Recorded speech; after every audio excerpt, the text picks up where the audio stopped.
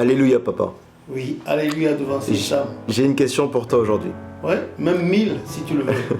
Beaucoup de personnes rejoignent l'église du christianisme céleste. Une chose simple que j'aimerais comprendre. Comment trouver le bonheur dans l'église du christianisme céleste? Merci devancier Sam. Ta question, je trouve qu'elle est plutôt puérile, naïve.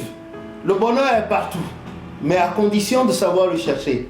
Il n'y a pas qu'à l'église du christianisme céleste qu'on trouve le bonheur. On peut trouver le bonheur avec des hommes, des semblables à nous. Mais le Satan aussi donne le bonheur. Celui-là, il est éphémère et mortel. Parce que le Satan ne donne jamais gratuitement. Mais dans l'église du christianisme céleste, vous vous rappelez, au lieu du baptême, on vous énumère les lois à suivre et vous jurez par la suite d'appartenir à Dieu dans son église du christianisme céleste fondée par Papa Ochofa. Et on vous demande de lever votre bougie au-dessus de votre tête et vous recitez le credo. Je crois en Dieu le Père Tout-Puissant, Créateur des cieux, etc. jusqu'à Amen. C'est vous qui faites le vœu. Et Nom 30 a dit, si ce qui sort de votre... Vous devez respecter la parole qui sort de votre bouche. Si vous ne la respectez pas, eh bien cette parole va se retourner contre vous. Et on dit, Jacques a dit, avant de parler, il faut savoir remuer la langue plusieurs fois. Avant de parler, il faut faire attention parce que la langue est le plus petit organe du corps qui peut apporter la joie comme la guerre. Que le nom de l'Éternel soit béni. Amen. Le bonheur, il est partout. Ça dépend de à quel genre de bonheur vous aspirez.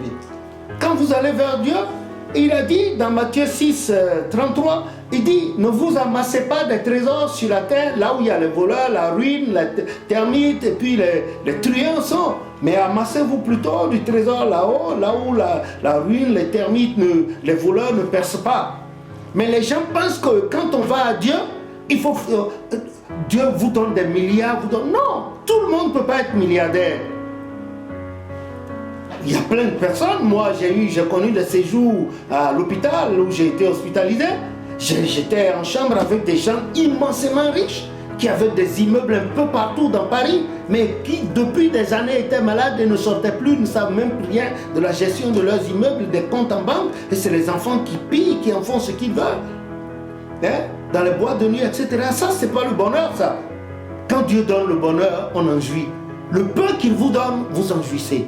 Le peu qu'il vous donne, vous en jouissez. À l'église du christianisme céleste, par exemple, après le baptême, c'est une nouvelle vie qui commence pour vous. L'ancienne vie a été détruite, comme a dit 2 Corinthiens 5. Il dit, les anciennes choses sont passées, toutes choses sont nouvelles. Et le bonheur est là. Pour celui qui sait se purifier, celui qui sait se sanctifier, eh bien, l'Éternel fait de lui comme un arbre planté près d'un cours d'eau, dont le feuillage ne flétrit point et qui donne son fruit en sa saison. Tout ce qu'il fait et fera doit prospérer. Dei dixit, comme on le dit. Dieu a dit. Maintenant, remplissez les conditions, le bonheur est là. Le bonheur n'est pas forcément matériel. Écoutez, moi, je n'ai pas de salaire, mais je suis heureux. Je suis heureux. La preuve, je suis là avec toi. Je porte des soutanes. Non, les tissus sont coûteux. Je le fais pour la gloire de Dieu, non pas pour mon corps, parce que ce corps-là, il est mortel. Aujourd'hui, l'Éternel me fait écrire des livres d'histoire dans l'église du christianisme. Je ne suis pas un historien, je suis un historiographe. Je consigne l'histoire qui a existé avant moi et pendant mon temps. Ça s'arrête là. C'est du bonheur pour moi. C'est du bonheur pour moi également avec mon épouse et les gens de ma communauté de partir à la recherche de nos frères, les immigrés, les enfants, pour aller leur porter du café chaud, du lait chaud, les soirs d'hiver. C'est du bonheur pour moi. Et quand les gens m'en donnent, je prends. C'est ce que le prophète Ochofa a enseigné. Et en 1983, la dernière fois où le prophète Ochofa, notre père, a été en contact avec le diocèse de la Côte d'Ivoire à Kétou, au Nigeria, où il était en exil spirituel, pas en exil, enfin oui, disons exil parce que c'est Dieu qui l'y a envoyé. Mais il a dit à la Côte d'Ivoire, il a dit, quand les gens la parlaient, il y en avait même parmi eux, quand ils allaient au culte, il y a un là-dedans qui faisait partie de la garde motarde d'un président africain.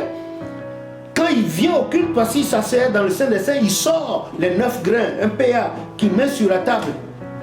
Vous voyez, quelle outrecuidance. Il mettait un revolver 9 grains, 49 sur là. Et c'était des gens qui foutaient la merde dans le diocèse de Côte d'Ivoire. Le prophète, les rares fois il s'est fait, il a dit, vous,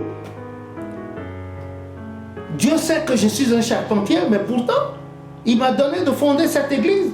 Et moi, je respecte tout ce qu'il me dit. Voilà pourquoi il me bénit. Si vous aussi, à votre tour, vous respectez ce que vous êtes venu voir, ce pour lequel vous avez levé la bougie, vous avez prononcé le vœu, je crois en Dieu au bord de l'eau. Si vous respectez cela et respectez ce que Dieu a dit pour son église à travers moi, la manière dont Dieu me bénit, vous serez bénis. Maintenant, si vous ne voulez pas respecter, quittez l'église. Allez faire votre église, vous allez étaler votre désordre, votre chaos. Mais si vous restez dans l'église, vous devez. Et c'est pour cela que le 6 août 1961, en prêchant, il a dit que l'église a grandi, des gens vont arriver de partout. D'abord, le chant qui a été donné par Papa Awangonu, qui deviendra plus tard un des gendres de Papa Oshofa, Joseph Awangonu. Le chant en 1962 qui a été donné en Yoruba à Porto Novo disait en Yoruba, Eni Jesu, Funjo Kaito Sokale, Eni Jesu, Funjo Kaito Sokale, etc. Dans la vision, ce papa avait vu un temple construit, non pas de main d'homme, mais qui était là, et percé de 4 portes dans les 4 points cardinaux. Il a vu des gens arriver en soutane, des noirs, des blancs, des riches, des pauvres, des petits, des grands. Tout le monde courait, des hommes, des femmes, tout le monde, en chantant ce chant. Et plus les gens entraient dans le temple s'agrandissait, s'allongeait, s'agrandissait, s'élargissait, s'allongeait, s'allongeait. Et quand il est revenu à lui, il a rapporté le son, cette vision nocturne à Papa Oshofa. Et le discernement a conduit aux Alléluia que nous faisons dans les 4 points cardinaux. Avant, on ne faisait ces Alléluia qu'à l'est seulement. Les gens n'ont pas compris en français. Les gens chantent louons Jésus. Non, c'est pas le prophète a rectifié. Il a dit louez Jésus, louez Jésus. En Yoruba, c'est Enige, c'est le vous, deuxième personne de l'impératif. Et vous louez. Il dit Enige, louez Jésus, louez Jésus. C'est ce qu'a dit le chant. Le chant n'a pas dit louons. Respectons ce que l'Esprit a dit pour notre bonheur. Et c'est ça, voilà, un bonheur. Voilà, il faut respecter ce que l'Esprit a dit à Papa Oshofa et nous serons bénis. Pas forcément avec de l'argent, mais en bonne santé, en longue vie, en de bonnes actions. Nos maisons et descendants vont prospérer. Les pays dans lesquels nous sommes vont prospérer parce que nous allons prier pour ces pays, comme a dit Jérémie 29, à partir du verset 4, il dit notre bonheur dépend des pays dans lesquels Dieu nous a dispersés. Donc, ces pays vont prospérer. Nous allons prier pour les nobles, nos semblables, et les gens seront bien. Ceux qui n'ont pas de travail vont en avoir. Ceux qui sont malades vont être guéris. Les femmes stériles pourront concevoir et enfanter. Les pères de famille, les ménages. Voilà le bonheur. Le bonheur, ce n'est pas forcément l'argent. J'ai plein d'exemples à donner sur l'argent. Des gens ont eu de l'argent, mais ils sont les plus malheureux de leur vie. Leurs enfants étaient des délinquants primaires. Leurs femmes étaient, quoique Marie était des femmes adultères exponentielles avec exponentielles. C'est pas l'argent. Le bonheur, là, c'est se contenter du peu que Dieu a donné et la paix intérieure. Cette paix intérieure, ça passe forcément par la purification, la sanctification et surtout le pardon. Le pardon, tu pardonnes à l'autre, pas de traces de rancune, et puis tu es bien en contact avec. Ça, c'est le bonheur, ça, c'est le vrai bonheur. Regardez Papa Oshofa, il a observé tout ceci. Regardez, pour terminer, Dieu lui a donné des enfants, de l'argent. Il a construit. Allez à Imeko, allez voir le temple, la basilique. Allez-y, faites-y un tour. Allez-y voir ce qu'il a fait. Il a construit. Et puis allez, les gens habitent même sa maison sans jamais payer un loyer. Que le nom de l'Éternel soit béni. Amen. Moi, pour ma part, le vrai bonheur, c'est rechercher Jésus.